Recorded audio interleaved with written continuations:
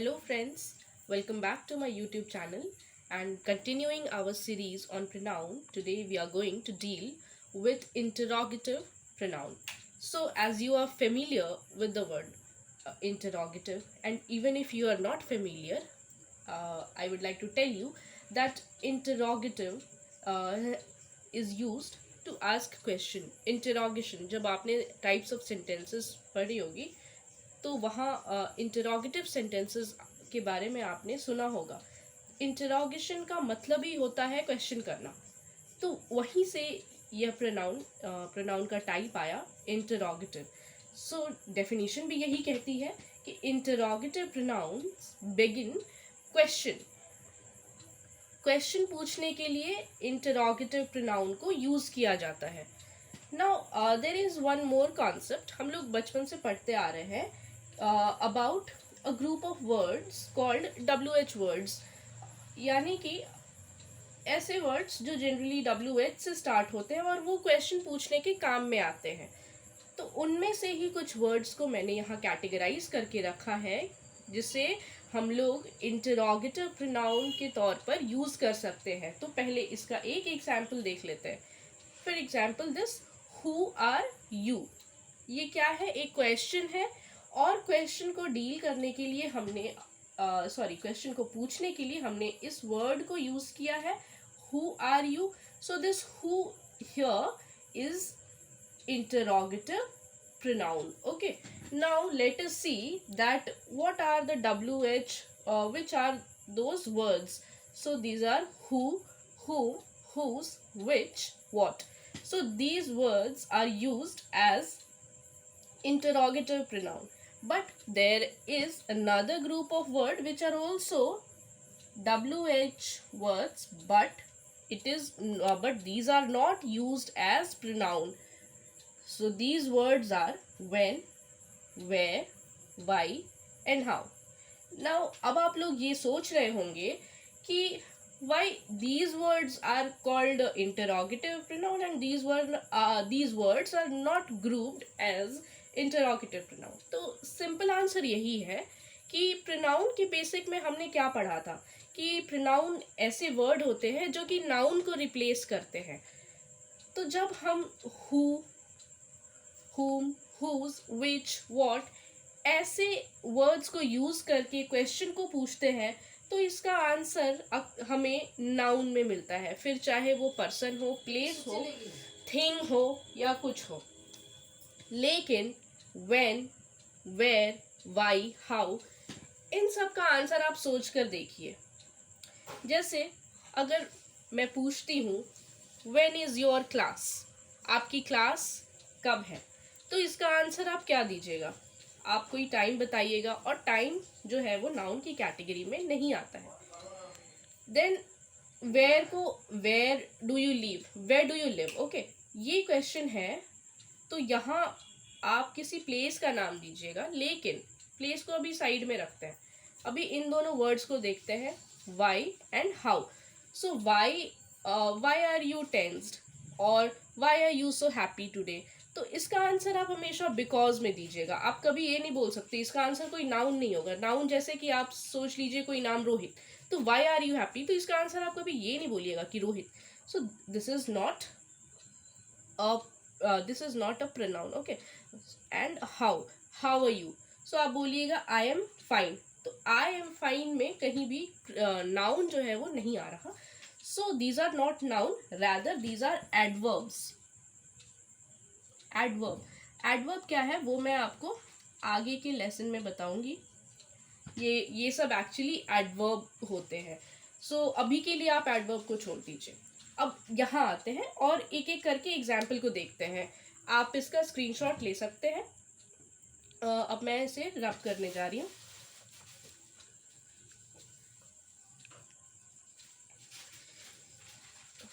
Now let us see one by one that how these words can be categorized as pronoun. Okay, now who are you. अगर हम ये question पूछते हैं तो इसका answer क्या आएगा? who are you. तो आप कोई भी हो, जैसे let us take an example that I am Rohit. I am, आप अगर रोहित है तो आप ये बताइएगा आई एम रोहित, या कोई भी नाम आप यहाँ ले सकते हैं। तो देखिए रोहित क्या है, एक नाउन है, आंसर नाउन में आ रहा है, सो this is an interrogative pronoun. Okay, now whom, who versus whom पर मैंने एक डिटेल्ड वीडियो बना रखी है, जहाँ मैंने बताया था कि who एंड whom कब यूज़ करते हैं और इनमें क्या डिफरेंस होता है। तो वहाँ मैंने बताया था कि who हम लोग यूज़ करते हैं when noun is used as a subject, okay, subject. But whom जो है वो who का ही ऑब्जेक्टिफाइड केस है, यानी ऑब्जेक्टिफिकेशन है। यानी सिंपल भाषा में समझिए कि जब noun as an object use होता है वहां पर हम लोग whom का हम लोग यूज करते हैं whom। ये कब यूज होता है, when noun is used as an object, okay? So if I ask to whom were you speaking, okay, so this to whom is actually this interrogative pronoun, और यहाँ मैं क्वेश्चन मार्क लगा दे लूँ क्योंकि ये क्वेश्चन है। सो हियर जो भी आंसर आएगा, to whom were you speaking, suppose you were speaking to Sneha, okay, so I was speaking to Sneha. आप इसका आंसर क्या दीजिएगा, I was speaking to Sneha.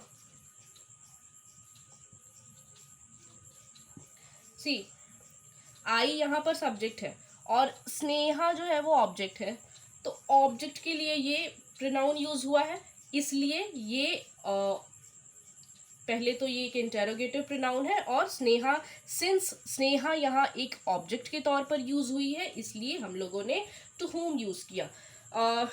Now I am rubbing these two examples, let us move on to some other examples.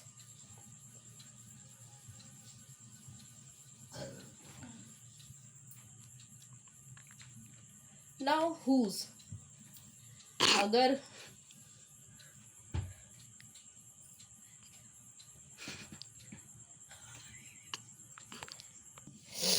से बोले करवा लो। whose, now whose who का ही possessive case है। मैंने पोजेसिव प्रोनाउन पढ़ाया था, जहाँ बताया था कि जब किसी चीज़ को आप बताते हैं, जैसे this pen is mine, this car is mine, तो आप वहाँ उस चीज़ पर अपना पोजेशन असर्ट करते हैं। सो वैसे ही पोजेशन असर्ट करना तो आपका सेंटेंस हो गया, लेकिन उसी को हम लोग अगर क्वेश्चन के तौर पर यूज़ करें तो वैसे सेंटेंसेस में whose यूज़ होता है। सो एग्जाम्पल लेते हैं, उससे क्लियर होगा। whose is this book, ये बुक किसकी है, अगर ऐसा क्वेश्चन पूछा जाए तो इसका आंसर क्या होगा, this book is mine. So mine is a possessive pronoun, या माइन आप बोलिएगा मेरी बुक है, तो मेरा या माइन जो भी है वो एक, इसका आंसर नाउन में निकल के आया। तो सिंस ये एक नाउन को रिप्लेस करता हुआ पोजेसिव प्रोनाउन है, तो इसके लिए जो क्वेश्चन बन रहा है ये इंटेरोगेटिव प्रोनाउन हो गया। ओके, नाउ अब नेक्स्ट एग्जाम्पल देखते हैं, विच। सो अगर हम लोग पूछें विच इज योर हाउस, तो आप जनरली बताइएगा, अगर दूर है दैट इज माई हाउस, और दिस इज माई हाउस, या this yellow house is mine, आप ऐसे बताइएगा। तो इसका आंसर एक्चुअली क्या निकल कर आएगा, हाउस ही निकल कर आएगा ना। और हाउस है क्या, हाउस एक नाउन है, तो यहाँ नाउन को बताने के लिए this word which has been used. Okay, so this which is an example of interrogative pronoun. Now let us see the last example. सबसे सिंपल सेंटेंस है, हमें बचपन में भी सिखाया जाता है, that what is your name. अगर आपका कोई भी नाम हो, नाम हमेशा क्या होता है,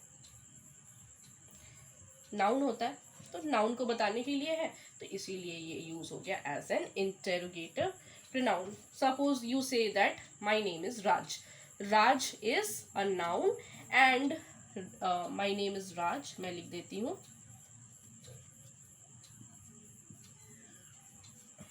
तो राज को ही दिखाने के लिए ये वर्ड यूज हुआ है what. So what here is an example of interrogative pronoun. अब मैंने कुछ वर्ड्स बताए थे जैसे how, where,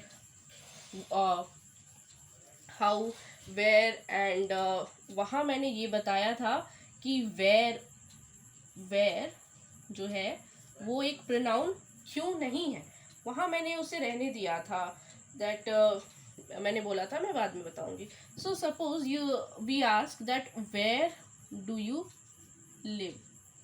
तो आप लोगों के मन में ये क्वेश्चन आ रहा होगा, मे बी नहीं भी आ रहा हो, लेकिन ये आ रहा होगा कि अगर हम ये बोलते हैं कि I live in Delhi. Okay, अगर आप ये कहते, ये हुआ इसका सही आंसर. तो अब आप कहिएगा कि दिल्ली तो एक प्लेस का नाम है, और सिंस ये एक नाम है तो ये एक नाउन है, और नाउन को दिखाने के लिए तो हम लोग इंटेरोगेटिव प्रोनाउन यूज करते हैं. पर पहले मैंने बोल रखा है कि ये इंटेरोगेटिव प्रोनाउन नहीं है. तो वो इसलिए नहीं है क्योंकि इसका एग्जाम्पल है इन दिल्ली. अगर मैं ये कहूँ आई लिव दिल्ली, ओके, अगर मैं ये कहती हूँ तो यहाँ ये इसका आंसर अगर बनकर आता, तब हम कहते कि हाँ इसने प्रोनाउन को रिप्लेस किया. लेकिन इन दिल्ली इज एक्चुअली एडवर्ब, और ये एडवर्ब कैसे है ये मैं आपको आगे की क्लास में बताऊंगी. फिलहाल आप ये समझिए दैट इन दिल्ली जो है वो एडवर्ब है. सिमिलरली अगर ये पूछा जाए where are you going, and suppose you say that I am going to school. So अगर सिर्फ होता आई एम गोइंग स्कूल, तो स्कूल जो है वो प्रोनाउन मतलब नाउन को रिप्लेस करता. लेकिन to school is an example of adverb. ये मैं आपको एडवर्ब की क्लास में आगे बताऊंगी, बट फिलहाल आप इस चीज़ को ध्यान में रखिए that where is not an interrogative pronoun. So I hope कि आपको आज इंटेरोगेटिव प्रोनाउन का कॉन्सेप्ट क्लियर हुआ होगा, और ऐसे ही आगे वीडियोस देखने के लिए मेरे चैनल को सब्सक्राइब करें. और if you liked today's video, then press the like button and share the video, and thank you for watching this video.